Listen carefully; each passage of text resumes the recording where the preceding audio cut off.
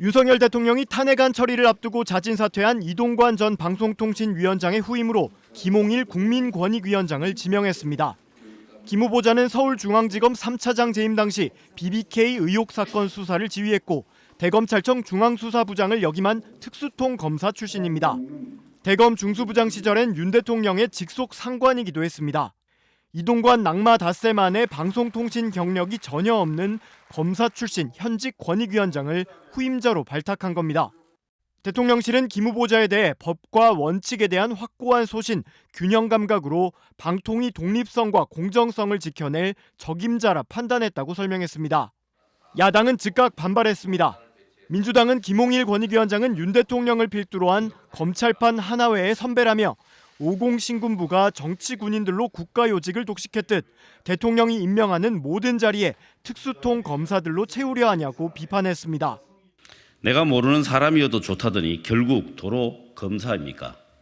윤석열 대통령은 검찰 출신 말고는 등용할 인재가 없다고 말하지 마십시오. 방송 장악의 꿈을 절대 포기하지 않겠다는 윤석열 대통령의 선언에 불과합니다.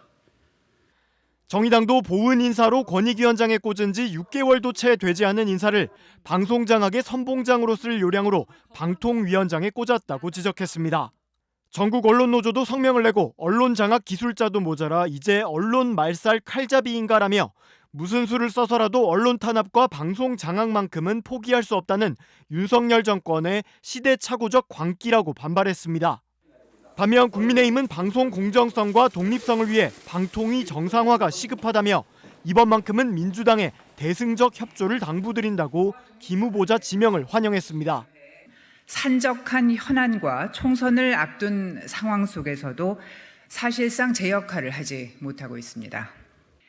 이런 상황에서 방송의 기본인 공정성과 독립성, 공영방송의 정상화를 위한 중차대한 업무가 주어진 방송통신위원장의 자리를 무한정 공석으로 두어서는 안 될 것입니다. 그러나 여권 일각에선 우려도 나왔습니다. 국민의힘 허은하 의원은 방통위원장 청문회를 해야 하는 과방위원으로서 국민을 설득하기 어렵다며 검사 출신 방통위원장이라는 면에서 언론 장악 프레임만 강화될 것이고 강서구청장 선거에서 나타난 엄중한 민심을 외면하는 일이라고 주장했습니다.